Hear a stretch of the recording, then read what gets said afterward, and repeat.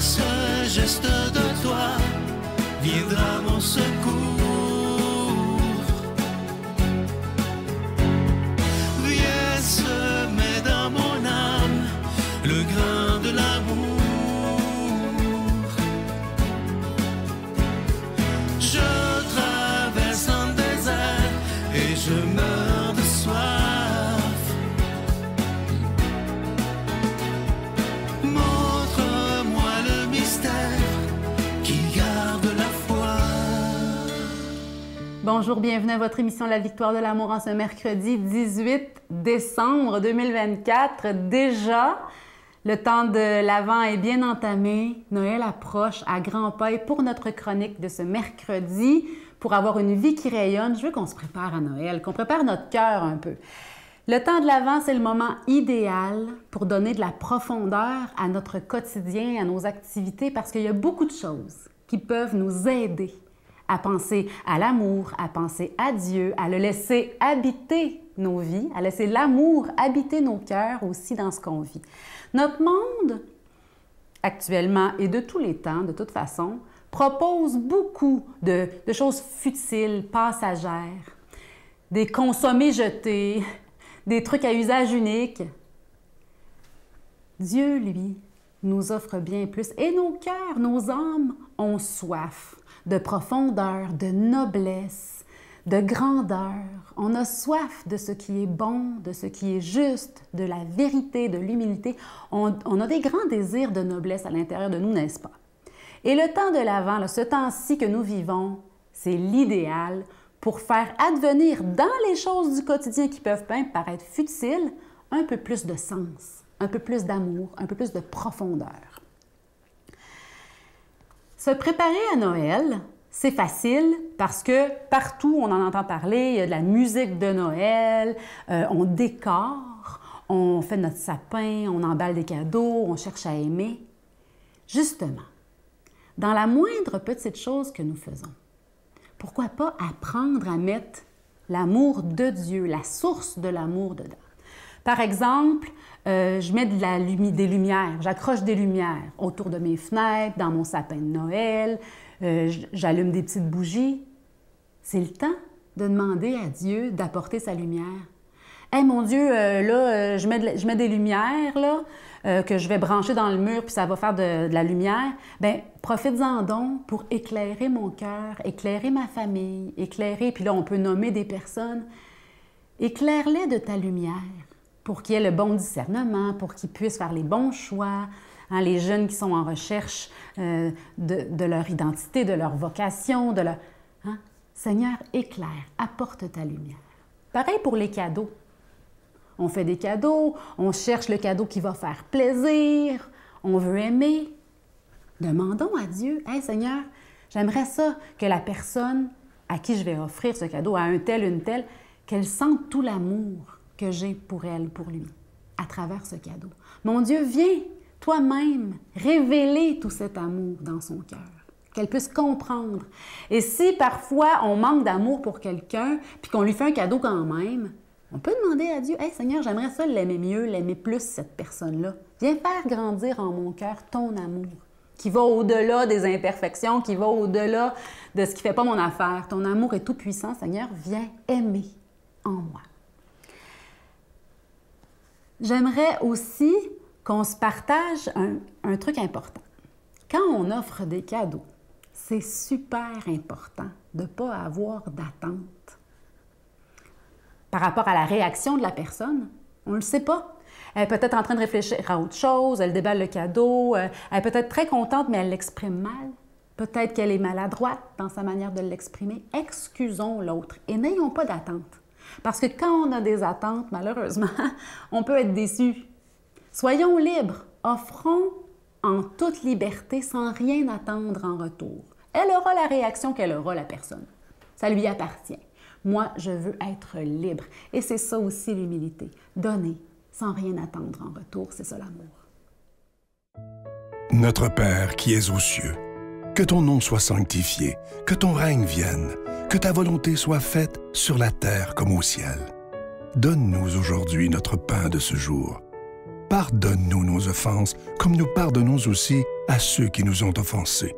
Et ne nous laisse pas entrer en tentation, mais délivre-nous du mal, car c'est à toi qu'appartiennent le règne, la puissance et la gloire pour les siècles des siècles. Amen. La Victoire de l'amour vous invite à célébrer 30 ans d'amour au Centre Vidéotron de Québec, le 24 mai 2025, de 13h à 17h. Avec Mélissa Bédard, Patrick Normand, Nathalie Laure, Guylaine Tanguay et la présence exceptionnelle de Michel Thor. Témoignages et conférences avec Sœur Angèle, Dominique Bertrand, David Bernard, Christine Michaud, Martin Larocque, Claire Jacques, Victor et l'équipe de la Victoire de l'amour. Billets en vente maintenant sur lavictoiredelamour.org.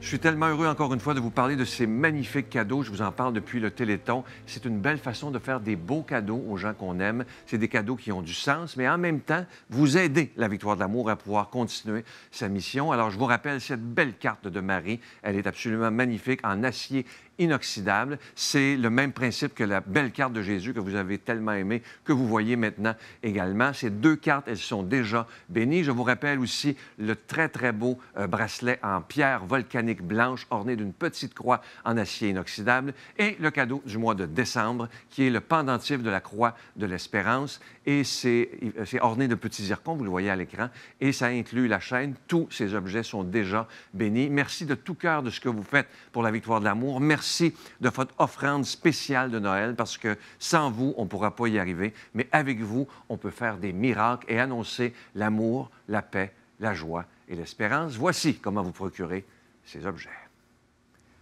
Par la poste à la Victoire de l'amour, casier postal 120, succursale Boucherville à Boucherville, le J4B 5E6, ou par téléphone, par carte de crédit, du lundi au jeudi, de 8h à 17h, au 514-523-4433, ou à notre numéro sans frais, le 1-888-811-9291. Également sur notre site Internet, le www.lavictoiredelamour.org. Avec votre don, vous recevrez aussi un reçu pour fin d'impôt. Merci de donner des mains à la Providence. Merci d'investir dans votre foi.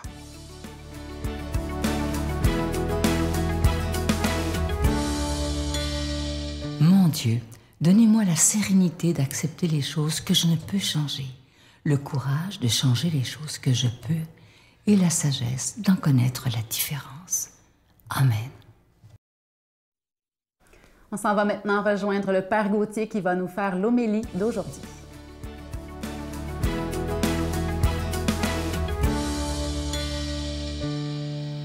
Bonjour chers frères et sœurs et bienvenue à la méditation de l'Évangile de ce matin. Le texte qui nous est donné, c'est le début de l'Évangile selon Matthieu, chapitre 1, versets 18 à 25. Et là, il est question de Joseph.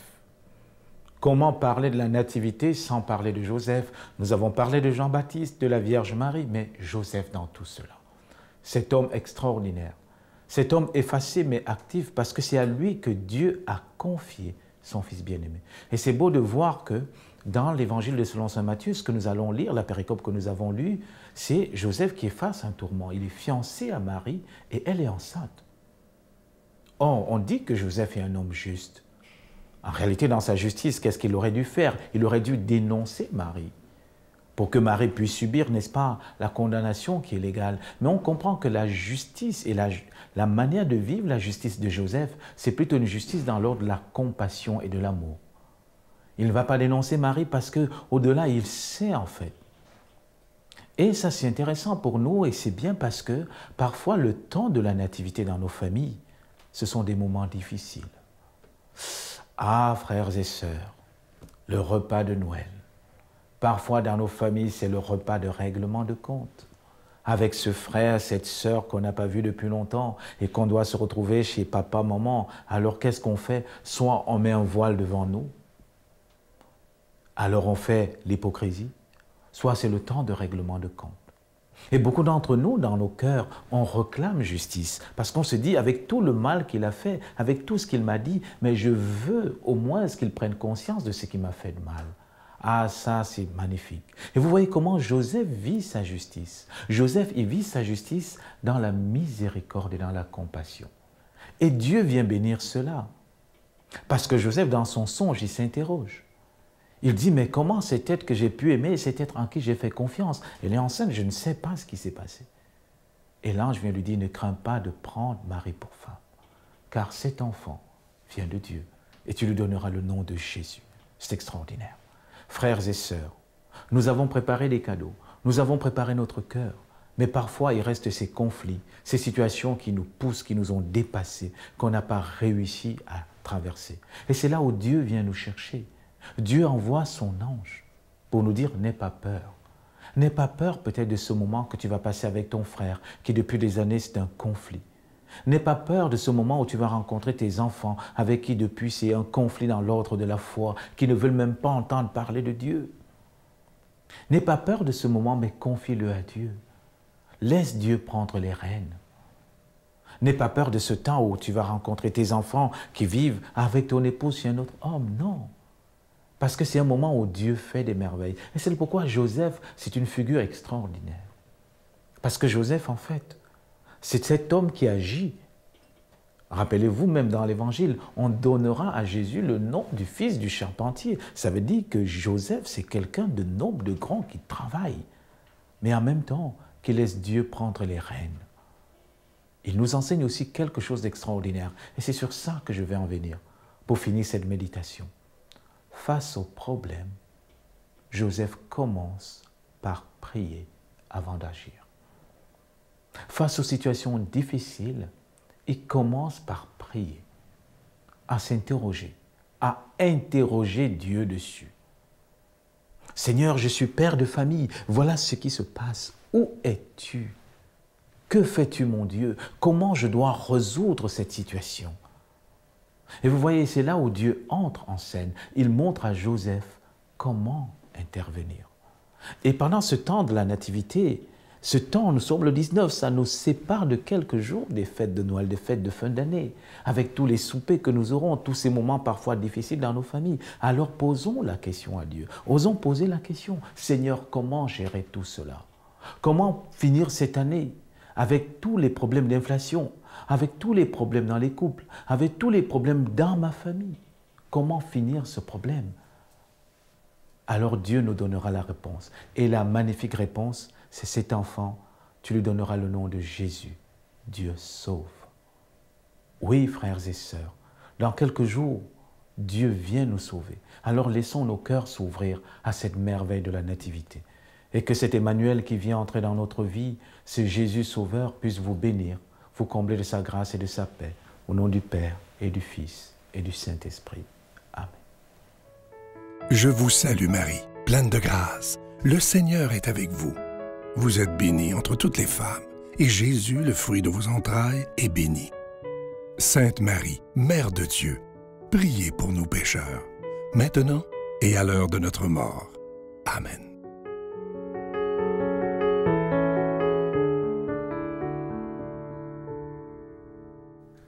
Mes chers amis, il est encore temps de vous procurer, en échange de votre don, la magnifique croix de l'espérance, ornée de petits zircons, en acier inoxydable, ça vient avec la chaîne, ça ne ternira pas et c'est déjà béni.